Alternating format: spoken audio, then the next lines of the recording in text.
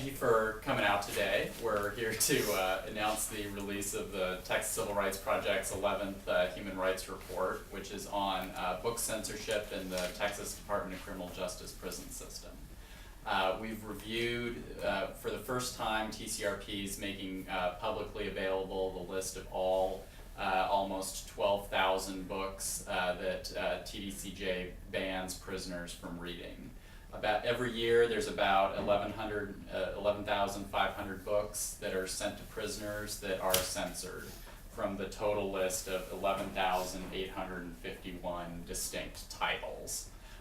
We've got every book here that you see on the table is a book that is banned in Texas prison. The list includes Pulitzer Prize winners, Nobel Prize winners, National Book Award winners, several titles from Oprah's Book Club. Here on the poster we have some additional books that just kind of show you some of what is banned in TDCJ and also some of what is allowed for prisoners to read. And it's really that contrast that's shocking here. The Arc of Justice, for example, which is a book by a professor at The Ohio State University about race relations and a trial that took place in Detroit in the 1920s, is banned for some incontextual use of racial slurs, you know, as the racist mob was using racial slurs. On the other hand, Adolf Hitler's Mein Kampf, possibly one of the most despicable books ever written, is allowed for prisoners to read. Jon Stewart's book with the paper dolls of Supreme Court justices is banned. Che Guevara's book with instructions on how to make a mortar is allowed. The system is totally arbitrary, and you know, it's amazing what we've learned from this list. I wouldn't have thought that the people running TDCJ had much in common with the mullahs in Iran, but the Satanic Verses is something that they both have a problem with, Salman Rushdie's award-winning novel. The censorship decisions have also increased in the past 6 years. In the report, you can find a chart that shows both how the TDCJ population increased in the 1990s and then has leveled off. But since 2005, there's been a sharp spike that's also eventually leveled off in the number of book censorship decisions. So TDCJ is now censoring more books than ever, despite the prison population remaining fairly flat. Part of the problem with this system is also how censorship decisions are appealed. 87% of all appeals, when a prisoner is not allowed to have a book, they have an opportunity to appeal. 87% of those appeals are denied. All of the books on the table have been appealed and denied on the appeal. The biggest problem with the appeal system is that the prisoner is the only person who's guaranteed to get notice they have a chance to appeal, and the prisoner never actually gets to see the book. So they can't argue that it's ridiculous to censor this book by Chuck Klosterman, which criticizes a high school principal for having sex with a student, because they've never seen the context that the passage appears in. All they know is that it was censored for, quote, sex with a minor. They don't know the context at all. Until now, this list has never been public. Before, if someone wanted to send a book to a prisoner, they would just kind of have to mail the book and hope for the best. One of the things that TCRP hopes to accomplish here is to just give the people who are generously sending books to prisoners fair warning: some of these books are not going to get through. Jim, did you have any additional comments? I think the thing that probably is the most disturbing to me, apart from the arbitrary way this is done, is that you really want prisoners to read books. You know, you really want them to use their time to do something that's worthwhile, because eventually you're going to come back into society.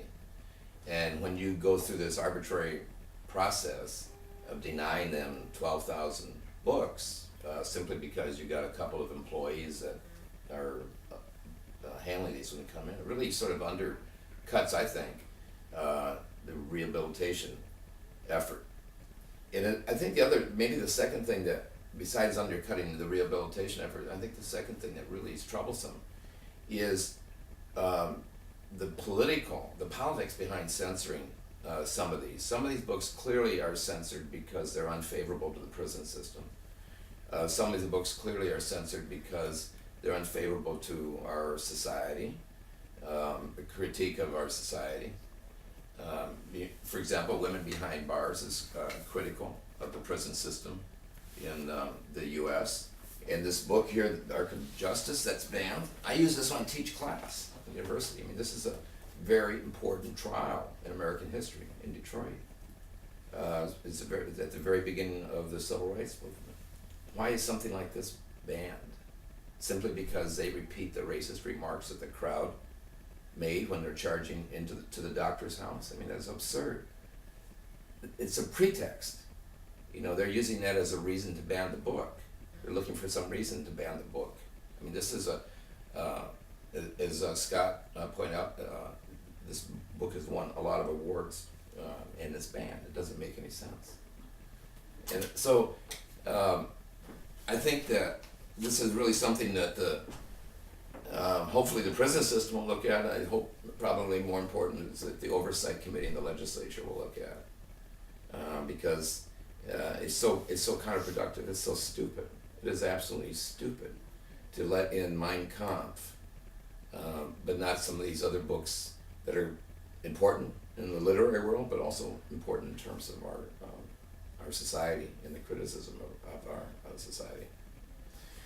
And also wanted to take the opportunity to thank both Scott and Nick for the tremendous work that they did in posting the 12,000 banned books, so that the whole world, or Texas, can see the absurdity of what's going on in the prison system. So I'll pass it back to you. Open it up for questions. Yeah, I guess who at TDCJ would pick this? Because I know they all seem kind of political. I mean, there's Jon Stewart. Well, this is kind of not entirely representative, because these are books that TCRP staff Right, had on but I hand mean, some too, of it's but- got to be political. Oh, absolutely. I mean, this book, Texas Tough, is a history and criticism of TDCJ. It's kind of not hard to see. It's not hard at all to see the political undertones of banning this book, which is essentially, a 400 long page criticism of the prison system itself. The way that the books are censored is initially they come to the prison mail room. And in the mail room, they're reviewed by just the people that they have there opening the mail. Most of the people that we have talked to, they're just high school graduates. So they make the initial censorship decision, which is critical, because if it's really hard to get that initial decision reversed on appeal, since 87% of the appeals are denied. Then the prisoner gets notice of the book being censored, and if you're the first person to send the book to the prisoner, then you also get notice. So frequently, the person who's the first sender is going to be like Amazon.com or a large commercial bookseller that doesn't have any interest in appealing these decisions. So when later, like a nonprofit that distributes books to prisoners, or somebody else who would have an interest in making sure this decision gets overturned, they can't appeal, because the prisoner has probably already appealed when they can't see the book and they can't formulate an intelligent appeal. The appeals go to an office in Huntsville, where again there's like 3 employees who review the books. They review 2 or 3 books a day, so they're not looking, really deeply into the context, or even necessarily really well educated about, you know, the importance of, you know, some of these Pulitzer Prize winning books or great works of literature. They're looking for keywords and, you know, things that they can quickly make a decision on. An example here is We Were Soldiers Once and Young is a memoir from a general in Vietnam, and it includes snapshots that he took while he was there in the war. One of the snapshots shows an American medic providing health care to a small naked Vietnamese child, and because the child is nude, the book is banned. A really amusing thing about that circumstance is the photo is of such low quality that you can't even really see anything in it. But the censor knows that's a picture of a nude child. We can ban the book for that reason. I don't have to review the rest of the book if I make that decision. You see the same thing over here on the Shakespeare sonnets.